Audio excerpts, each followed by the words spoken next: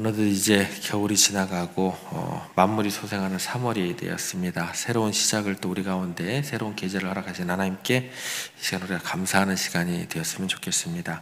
오늘 말씀의 제목은 말씀의 깊은 곳으로 라는 제목으로 함께 은혜를 나누고자 합니다. 새해를 시작하면서 우리가 품었던 성령의 능력으로 부흥하는 교회, 성령의 능력으로 부흥하는 나라는 그 소망을 다시 한번 생각하시면서 세상 가운데 살아가시면서 우리들에게 닥쳐오는 그런 위험과 또 그런 유혹들을 이겨내고 주님께 순종함으로 놀라운 승리를 맛보는 그런 3월달 그렇게 되기를 간절히 소망해 봅니다.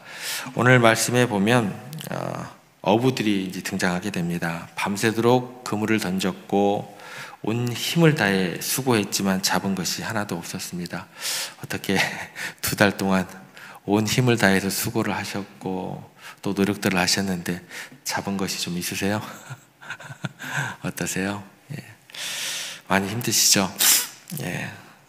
오늘 본문에 나오는 어부들도 그들의 시작은 실패였습니다. 예, 실패였습니다. 빈 배, 찢어진 그물, 또 허기진 배, 또 고된 노동으로 인한 피곤함, 아무런 소득이 없었다라는 거죠. 소득이 있었으면 그나마 좀 나았을 것 같아요, 그죠? 근데 아무런 소득이 없는 밤을 샌 어부들의 마음, 깊은 절망감, 또 무력감, 단 이 2단어로 표현될 것 같습니다. 이것만 가득했을 것 같습니다. 우리들의 삶 또한 때로는 이처럼 실패와 좌절의 연속처럼 느껴질 때가 있습니다. 내가 그렇게 노력을 해도 애를 써도 원하는 결과를 얻지 못하고 제자리 걸음만 하는 것 같을 때 그런 마음들이 느껴지게 될 것입니다. 새해를 시작하고 또 야심차게 시작했지만 벌써 3월을 맞이하는 우리들의 모습은 여전히 부족하기만 하고 연약하기만 하고 내 눈에 보이는 열매들이 미미할 수 있다라는 것입니다. 어떤 분들은 생각했던 그런 사업들이 제대로 진행이 안 되고 어려움을 겪게 되기도 하고 어떤 분들은 또 갑자기 생각하지 않은 그런 연약함, 병으로 인해서 힘들어하기도 하고 또 학업의 성취를 기대를 했는데 미치지 못하거나 또 직장에서 성과가 여의치 못할 때 좌절감을 우리가 느끼게 되고 그렇게 느끼는 분들도 계실 것입니다.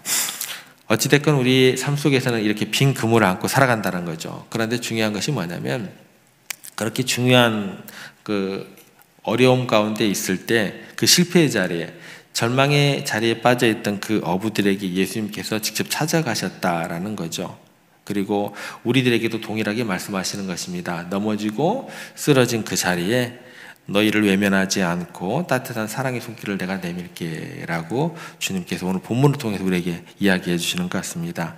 왜 그럴까요? 우리의 부족함과 연약함을 잘 아시기 때문에. 지금 보시면 이제 사람들이 예수님을 따라다녔던 사람들이 있고 제자들 같은 경우는 예수님을 따라다녔던 사람들이 아니에요.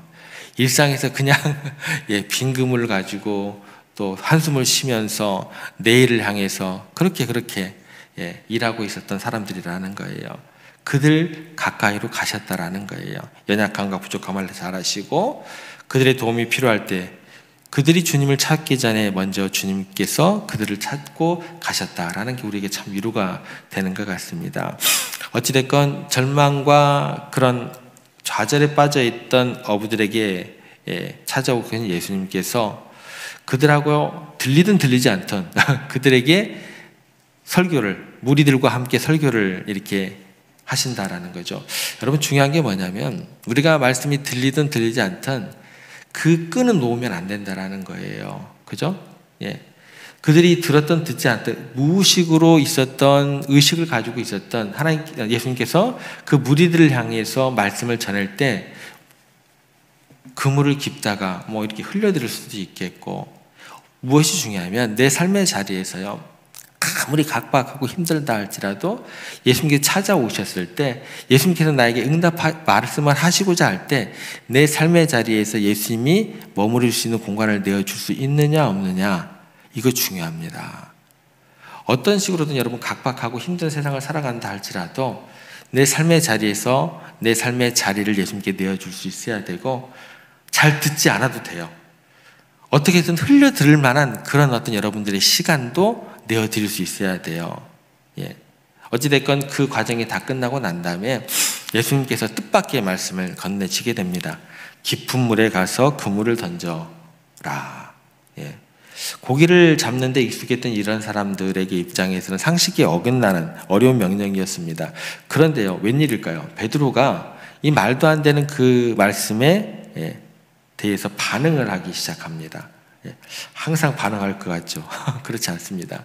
갑자기 반응되는 것이 아니고 내가 그 말씀에 대해서 흘려 듣든 누구를 통해서 듣든 그 씨앗이 뿌려져 있을 때 어느 순간 나에게 있어서 결단이 주어지게 되고 행동으로 옮겨지게 되더라는 거예요.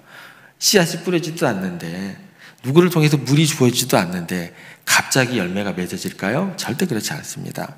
누구를 통해서 여러분들을 향한 기도가 있었을 것이고, 누구를 통해서 지나가던 여러분들의 위로의 하나님의 말씀이 있었을 것이고, 그 모든 것들이 있었음을 기억하시기 바랍니다. 어찌됐건 베드로가 놀라운 행동을 하게 됩니다. 5절 말씀에 보면 시몬이 대답하여 이르되 선생님, 우리들이 밤이 새도록 수고하였으되 잡을 것이 없지만은 그만 포기하시죠 라고 얘기를 한 게 아니고 말씀에 의지하여 내가 그물을 내리리이다.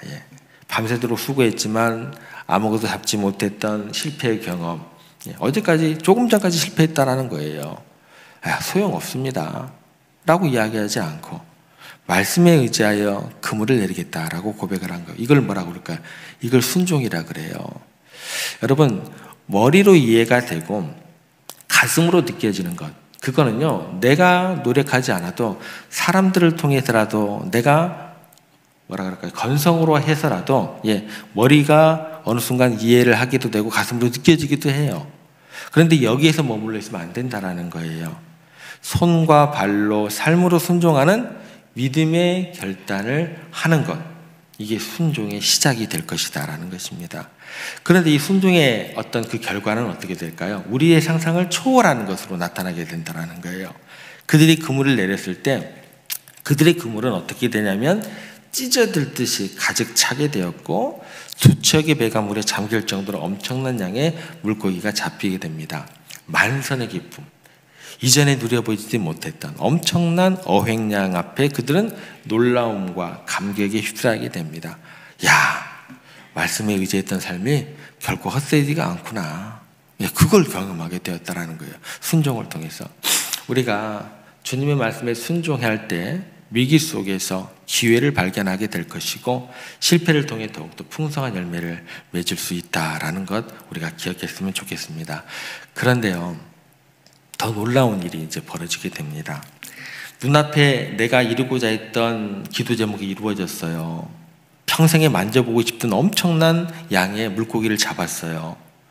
풍요로운 현실, 그 세상의 성공, 이것을 포기하는 일이 벌어지게 됩니다. 그 유혹을 뿌리치고 그 다음 예수님의 말씀에 온전히 따르는 순종하는 헌신이 이들 가운데 나타나게 됩니다. 10절에서 11절 말씀에 보시면 세베대의 아들로서 시몬의 동업자인 야고보와 요한도 놀랐습니다. 예수께서 시몬에게 이르시되 무서워하지 말라. 이제 후로는 네가 사람을 취하리라 하시니 그들이 배를 육지에 대고 모든 것을 버려두고 예수를 따르니라. 이게 세상적인 가치관을 볼 때 파격적인 결단을 하게 됩니다. 그 모든 것을 미련 없이 다 내려놓고 예수님을 따라갑니다. 그러니까 그들에게 있어서 지금 뭐냐면 물고기 어획량이 중요하지 않은 거예요. 세상적인 성공보다 어떤 더 소중한 것을 발견한 거예요. 그 가치를 발견했다라는 거예요. 여러분, 진정으로 가치 있는 것을 깨달았을 때 세상의 헛된 것들을 여러분들은 더 이상 붙잡지 않게 되는 거예요. 제가 백날 여러분들에게 말씀을 들으세요, 예배를 사모하세요, 기도하세요, 백날 얘기해봤자 안 돼요. 여러분 스스로 진정한 가치가 무엇인지, 진리가 무엇인지 그것을 깨달아야 이처럼 말씀에 붙들린 사명감이 시작될 수 있다는 거예요. 여러분 생각해 보세요. 어부가요, 배를 버린다? 바다를 떠난다? 이게 있을 수 있는 일일까요? 평생의 소원이었던 그 많은 어획고를 다 내버려 둔다. 쉬운 일이 아니다라는 거죠. 평생을 바쳐왔던 그들의 삶의 방식이었습니다. 익숙한 환경이었습니다. 이것 떠난다는 것은 뭐냐면 더 큰 두려움이에요. 뭐 하루 저녁 뭐 물고기가 안 잡혀가지고 내가 어떻게 살아가지 한숨을 내쉬는 그 정도가 아니다라는 거죠. 그 두려움을 동반하는 그런 결단이다라는 거예요. 그런데 결과적으로는 어떤 일이 벌어지게 되는 것을 우리가 알게 되냐면 정말 잘했다. 예, 그건 우리를 알게 돼요. 예, 가장 훌륭하고 가치 있는 선택을 했구나. 그것을 우리는 알아요. 그 결과를 알아요. 이걸 누가 아셨을까요? 예수님은 전지전능하시기 때문에, 하나님은 전지전능하시기 때문에, 전지전능하신 하나님께서 여러분들을 아시기 때문에 너 나를 따를래? 예, 이렇게 이야기하시는 거라는 거죠. 만약 그들이요 그 어획량 앞에서 눈앞에 이익에 눈이 멀어가지고 물고기를 부둥켜 안고 물고기 한 마리, 물고기 두 마리, 물고기 세 마리, 예, 이렇게 세가지고 야 여기 20마리, 여기 한 40마리, 한 100마리 해가지고 그걸 팔로 다녔다고 한번 생각을 해보세요. 남은 인생은 그 물고기와 함께 뭐 썩어질 것이고 사라지게 될 그런 삶을 살게 되었을 것이 아닌지 눈에 보기 훤합니다.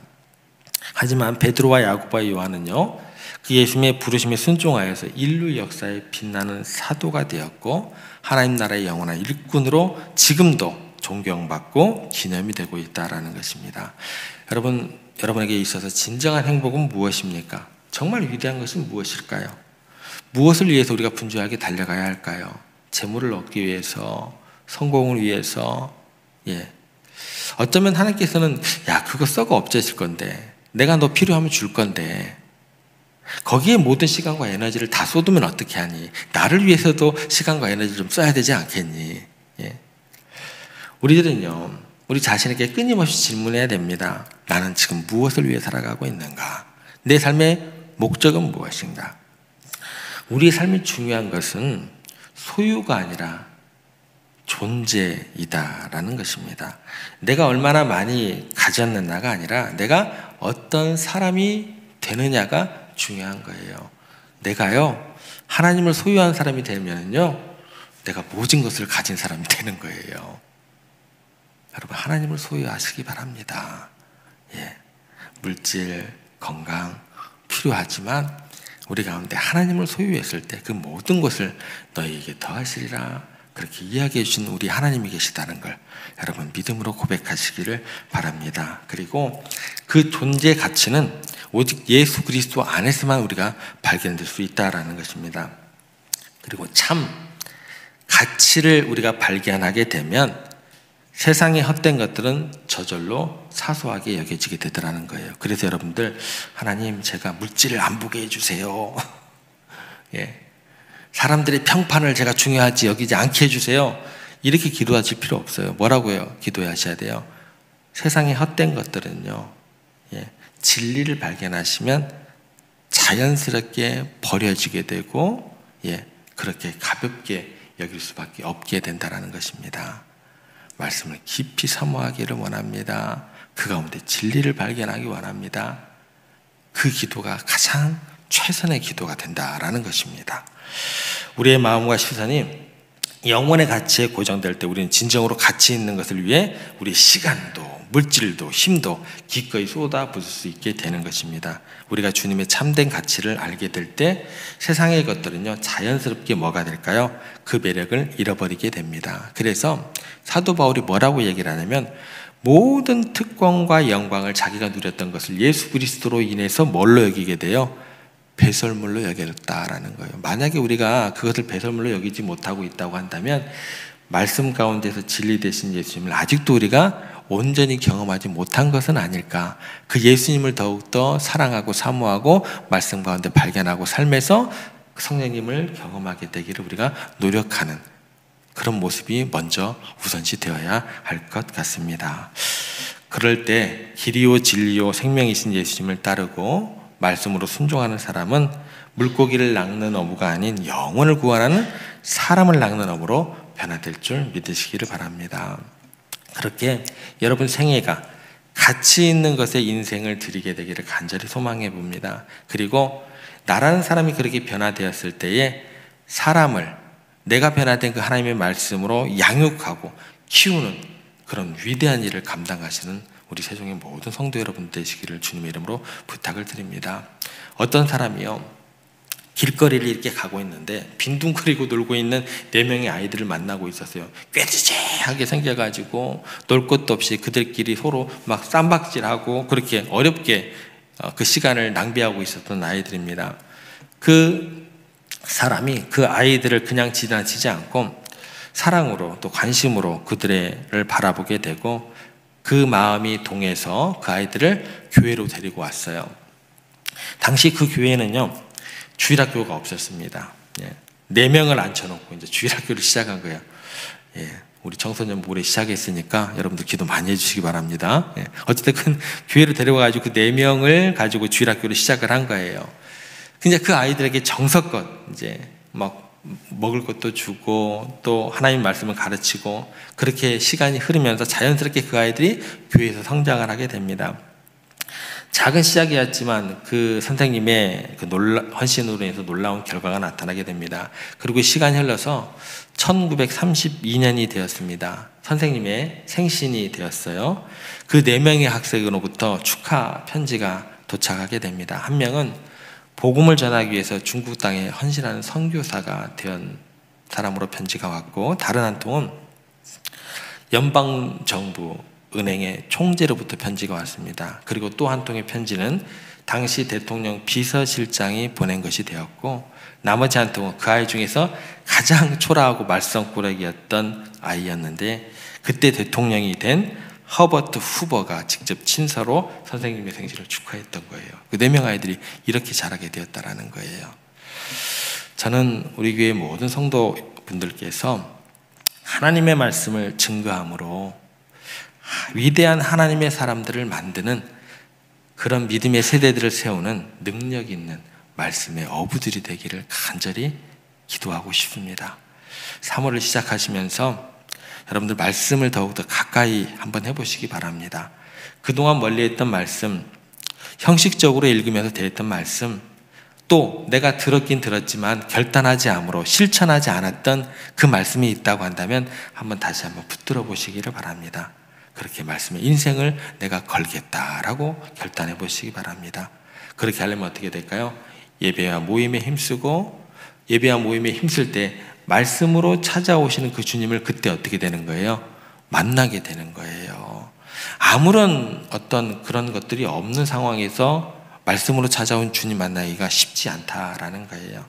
그렇게 말씀으로 찾아오시는 그 주님을 만나시고 그 주님의 부르심에 응답하면서 말씀에 순종하는 삶을 이번 한 달 살아가 보시기를 주님의 이름으로 부탁드립니다. 그렇게 해서 여러분들의 삶이 하나님의 말씀으로 변화되고 성령의 능력으로 부흥하는 교회를 이루게 되고, 성령의 능력으로 그렇게 부흥하는 여러분들 개인의 삶과 가정이 되기를, 그리고 귀한 도구로 하나님의 나라의 영원한 일꾼도 쓰임받는, 그러면서 참 가치와 보람을 풍성히 누리는 복된 여러분들의 3월 한 달이 되기를 주님의 이름으로 축복합니다.